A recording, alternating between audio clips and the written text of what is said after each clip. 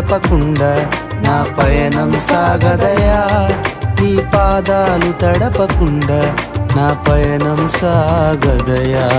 ప్రార్థన వలనే పయనము, ప్రార్థనే ప్రకారము, ప్రార్థనే ప్రాధాన్యము, ప్రార్థన లేనిదే పరాజయం.